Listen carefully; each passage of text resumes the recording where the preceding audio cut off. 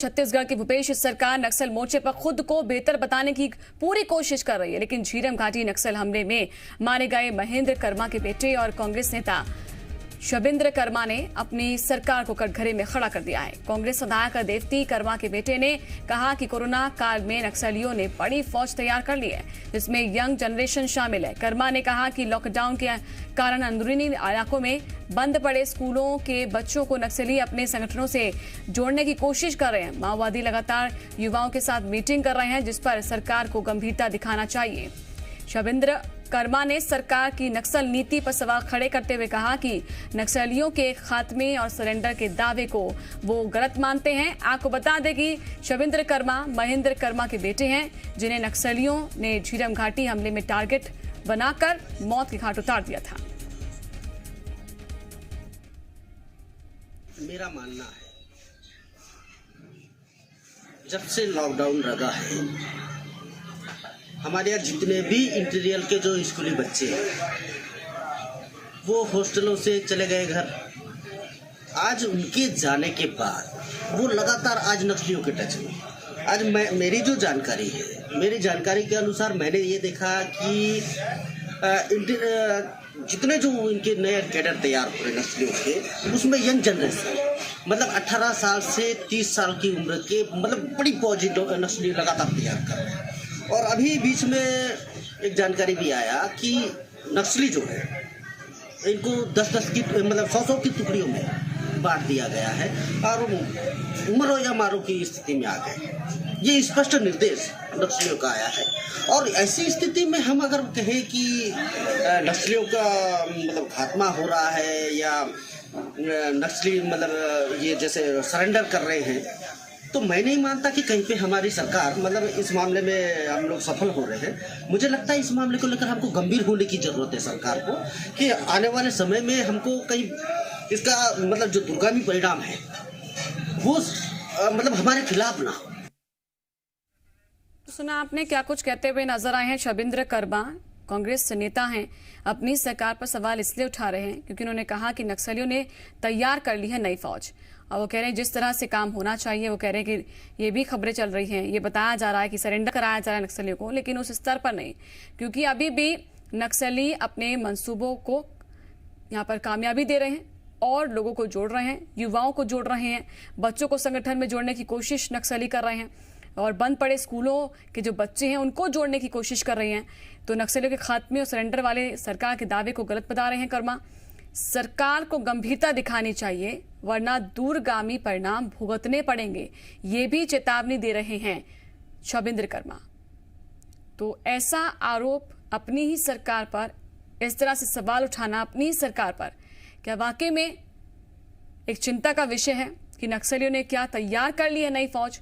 क्योंकि इससे पहले भूपेश सरकार लगातार ये कहती रही है कि हम नक्सलियों के खिलाफ मोर्चा खोले हुए हैं। कोशिश ये की जा रही है कि ज्यादा से ज्यादा नक्सली सरेंडर कर दें, अपनी नई जिंदगी शुरू करें, मौका उनको दिया जा रहा है। हालांकि ऐसी भी तस्वीरें लगातार सामने हमने देखी थी। जगदलपुर से अविनाश हमारे साथ जुड़ चुके हैं और रायपुर से रजनी ठाकुर हमारे साथ जुड़ चुकी हैं। पहले अविनाश आपके पास आ रहे हैं। शबिंद्र कर्मा जो ये आरोप लगा रहे हैं अपनी सरकार पर कि अगर देर हो गई तो बहुत दूरगामी परिणाम हमें भुगतने पड़ेंगे, नक्सली अभी भी अपनी पूरी तरह से कोशिश कर रहे हैं अपने मंसूबों को कामयाब बनाने के लिए, बच्चों को बरगला रहे हैं, उनको टीम में शामिल कर रहे हैं, ऐसी टीम जो कि नापाक हरकतें करती है। तो बाकी में चिंता का विषय है अगर ऐसा हो भी रहा है, क्योंकि वो कह रहे हैं कि तैयार किया जा रही है नई फौज।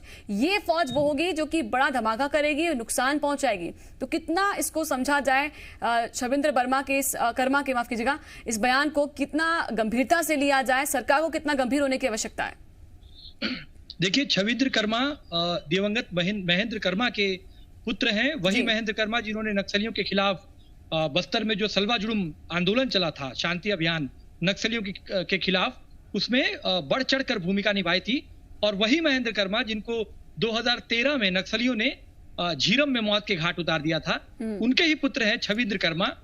और शबिंद्र कर्मा का जो परिवार है, ये जो पूरा कर्मा परिवार है, ये मूलतः बस्तर का परिवार है। और ये जो एक कुटुंब है, ये बस्तर के अलग अलग इलाकों में, अलग अलग गांवों में फैला हुआ कुटुंब है। और ऐसे में कर्मा परिवार के पास जो जानकारियां अंदरूनी इलाकों से आती हैं, उनके समर्थकों के जरिए हो या उनके कुटुंब के थ्रू, तो ये जानकारियां निश्चित रूप से आई तो होंगी छविंद्र कर्मा के पास, तभी उन्होंने ये बयान दिया है। हालांकि क्योंकि ये पूरा का पूरा परिवार ही राजनीति से जुड़ा रहा हुआ है, खासकर कांग्रेस से जुड़ा हुआ है, कांग्रेस इन दिनों सत्ता में है, तो ये जरूर कहा जाएगा कि राजनीतिक चातुर्य से अलग हट करके उन्होंने ये बयान दिया है।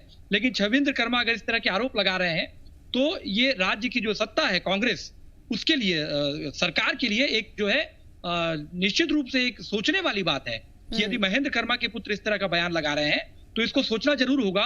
वो खुद दंतेवाड़ा में रहते हैं, वही दंतेवाड़ा जो भारत देश में नक्सलियों की गहरी पैठ वाला जिला है, और दंतेवाड़ा जिले के बाजू में सुकमा और बीजापुर जैसे ऐसे जिले हैं जहां पर नक्सलियों की एक समय में तूती बोलती रही है। तो छविंद्र कर्मा का ये बयान निश्चित रूप से गंभीर बयान है और ये इसके ऊपर अब तो सरकार को जवाब देना ही चाहिए कि आखिर छविंद्र कर्मा जैसा कोई व्यक्ति इस तरीके की बात कह रहा है तो सरकार का क्या स्टैंड है, और ये क्या छविंद्र कर्मा गलत कह रहे हैं या सरकार जो है वो ये गलत कह रही है कि नक्सलियों को काबू करने में सरकार सफलता पा रही है। अविनाश आप हमारे साथ रजनी के हम कर रही हैं। ठीक है रजनी, अब ये कहा जा रहा है कि नक्सलियों के खात्मे, उनके सरेंडर के जो दावे किए जा रहे हैं वो गलत हैं।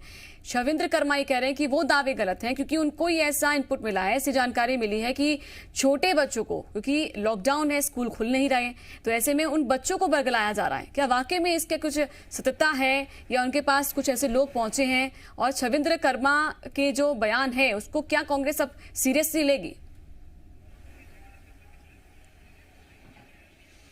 जी नैन्सी, देखिए नक्सलवाद को लेकर राजधानी रायपुर से बैठकर या देश की राजधानी दिल्ली से बैठकर अनुमान लगाना आसान है, लेकिन जो सटीक जानकारी होती है वो उनके पास होती है जो उन इलाकों में रह रहे होते हैं। हमारे साथी अविनाश ने जो जानकारी दी वो जमीनी स्तर की जानकारी है, क्योंकि वो हर दिन उन घटनाओं को देखते हैं, हर दिन उनके पास जानकारियां पहुंचती हैं। और छविंद्र कर्मा का जो बयान है वो भी इसीलिए सही माना जाना चाहिए क्योंकि वो उन तमाम इलाकों में रहते हैं, उन तमाम लोगों से मिलते हैं जो नक्सलवाद से प्रभावित हैं, जो जगह नक्सलवाद से प्रभावित हैं, और उनका ये बहुत बड़ा बयान है। लगातार जो घटनाएं बढ़ी जिसको लेकर हमने कई बार खबरें दिखाई, सरकार ने कई बार बैठकें ली और ये कहा गया कि तमाम कोशिशों के बावजूद आखिर वो क्या वजह है कि अब नक्सली जो है वो ग्रामीण को निशाना बना रहे हैं, वो क्या वजह है कि नक्सली घटनाएं रुक नहीं पा रही हैं। केंद्र से सहयोग की बात लगातार कही जाती रही है, केंद्रीय सुरक्षा सलाहकार बार बार छत्तीसगढ़ के दौरे पर आते हैं, बस्तर के दौरे पर आते हैं, मुख्यमंत्री निवास में बैठकें होती हैं, गृह मंत्री बैठकें लेते हैं, लेकिन उसके बावजूद घटनाओं में कमी नहीं आती है। वो चूक जो है उस चूक की तरफ छविंद्र कर्मा ने इशारा किया है और सरकार को इस बारे में गंभीरता से सोचना चाहिए कि आखिर गलती कहां हो गई जो अब नक्सलवाद खत्म होने की बजाय उल्टा जो युवा हैं वो इस विचारधारा से एक बार फिर से प्रभावित होते नजर आ रहे हैं। इसके पीछे कारण क्या है? क्या वो विचारधारा से प्रभावित हैं या बेरोजगारी कहीं ना कहीं कारण है, गरीबी कहीं ना कहीं कारण है? करने की आवश्यकता है सरकार को, वरना ऐसा ना हो जैसा कि छविंद्र कर्मा कह रहे हैं कि दूरगामी परिणाम भुगतने पड़ सकते हैं। तो ये पहले सचेत होने की आवश्यकता है। शुक्रिया आप दोनों का। और इस बीच एक बड़ी खबर आ रही है।